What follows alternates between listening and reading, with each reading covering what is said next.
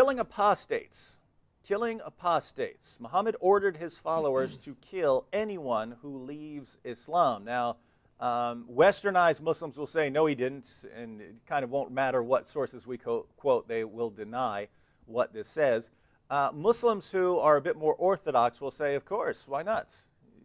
You're leaving Islam, you're insulting Allah, why not kill you? You deserve to die. Now the problem is that some of the people who left Islam, even during Muhammad's time, were leaving for really good reasons. Exactly. So we'll talk about one of those individuals briefly because time is short. Let me go ahead and read you a couple of quotations, what Muhammad said about killing apostates, because again, many people don't believe that Muhammad ever taught this, and they obviously haven't read their sources. Sahih al-Bukhari, number 6922. Muhammad said, whoever changed his Islamic religion, kill him. Now, Sam, could he have issued a clearer statement than that? Exactly. I mean, right there, those who try to say the only reason why you kill apostates is for treason, that hadith does not say that. Unless you're more clear than Muhammad. Muhammad is clear as day. And it's amazing how many Muslims think they can speak more clearly than Muhammad. Yeah. Oh, what Muhammad really meant when he said, if anyone leaves his Islamic religion, kill him, is if someone leaves and they go and they try to raise an army, and then they come back, and then you can kill them in battle. Well, you wouldn't need that command, right? If they're coming to fight you in battle, you don't need it's got nothing to do with apostasy. Yeah, right? why even mention the fact they abandoned the religion? Exactly. You know? You'd kill them for declaring war on Muhammad. Let me read a couple more passages. Sahih Muslim number 4154. Allah's messenger stood up and said, the blood of a Muslim who bears the testimony that there is no God but Allah, and I am his messenger, may be lawfully shed only in case of three persons. The one who abandons Islam and deserts the community, and the married adulterer, and life for life. So if you've killed one of your fellow Muslims, then you may be killed. Sunan ibn Majah, number 2535. The Messenger of Allah said, whoever changes his religion, execute him. And Malik's Muwatta here, 36:18-15. The Messenger of Allah said, if someone changes his religion, then strike off his head. So he gives the method that you should use to kill an apostate. Boy, chop the head off. That's what we find today, what the Muslims do to the apostates as well as to Christians. They behead them.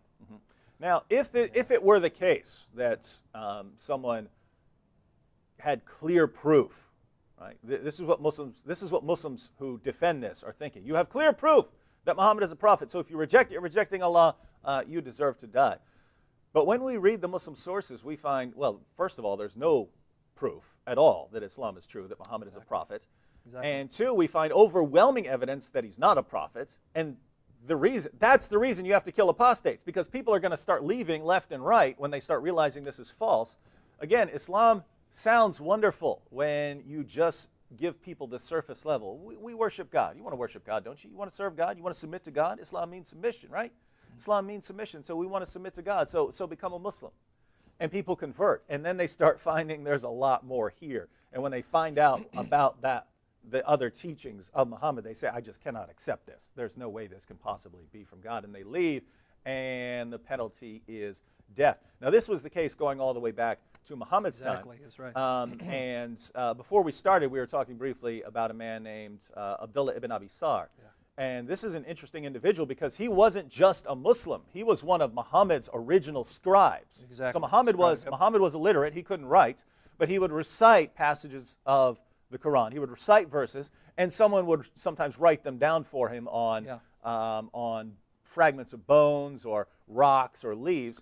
And one of his scribes, one of the guys who could write, was Abdullah ibn Abi Sarh. Now, this man didn't remain a Muslim. He apostatized, and for good reason. Now, what I'm going to quote is Ali ibn Ahmad al-Wahidi, Asbab al-Nuzul, the occasion or the reason for revelation, in his exegesis of chapter 6 of the Quran, verse 93. And by the way, all the references that David gave you and I gave you can be found online on Muslim websites, or even if you go to our websites. If you go to answeringmuslims.com or answeringislam.org, we have the references and the books and the authors so that you can go back and verify this for yourself. But chapter 6, verse 93 has this to say about those who saith, I will reveal the like of that which Allah hath revealed. Now notice that. I will reveal the like of that which Allah hath revealed. If you don't have recourse to these Muslim sources, you'll have no idea what in the world this passage is talking about. Let's read the historical context or occasion of this passage. This verse was revealed about Abdullah ibn Sa'd ibn Abi Sarh. Abdullah ibn Sa'd ibn Abi Sarh. This man had declared his faith in Islam, and so the Messenger of Allah called him one day to write something for him. When the verses regarding the believers were revealed, and he quotes chapter 23, verses 12 to 14, the Prophet dictated them to him.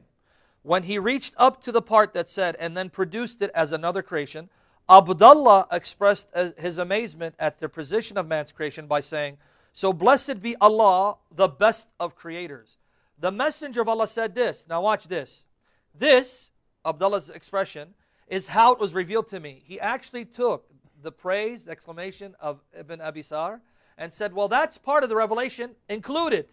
So when he saw it, this is his reaction. And again, to me it's funny. It's clear as day that Islam cannot be from God. At that point, doubt crept into Abdullah. He said, if Muhammad is truthful, then I was inspired just as he was. And if he is lying, I have uttered exactly what he did utter. And then he abandoned the faith. Later on, the narration goes to say that when Muhammad conquered Mecca, Muhammad singled 10 people to be killed. Abdullah happened to be one of them. But guess who protected him from being killed? Uthman ibn Affan, because Abdullah and Uthman were foster brothers. And because of Uthman's intercession, he was spared. But Muhammad had targeted him to kill him because Abdullah was a reminder of the fact that he was just as inspired as Muhammad because his words became part of the Quran. And Muhammad was kind of mad that they didn't immediately kill Abdullah, right? No, because, he didn't want to say, go ahead and kill him. He didn't want to offend Uthman, but he's hoping that one of his companions would strike him with the sword. When Uthman left, he told them, why didn't you kill him? Well, why don't you tell us something? Like, why don't you, wink with your eyes? Then we'd know. He goes, prophets do not wink. Now, think about this. Muhammad is delivering the revelation. Abdullah's writing it down. Abdullah's writing it down, and Muhammad reveals a passage, and Abdullah praises God. He praises God for it. Muhammad said, oh, yes, that's in there too. And his response was, well, if Muhammad's a prophet, then I'm a prophet too. If Muhammad's a prophet, then I'm a prophet too, because I'm the one who said that. I'm the one who said that part, and Muhammad said, yes, that's revelation. Exactly. So if Muhammad's a prophet, then I'm a prophet too, but Abdullah realized I'm not a prophet. Yeah. And if I'm not a prophet, then neither is Muhammad. Isn't it interesting that because he comes from a pagan background, he doesn't say that Allah's the best creator. The best of creators, implying there are others, and Allah happens to be one of them, even though he's the most supreme. And yet Islam's supposed to be the purest form of monotheism out there.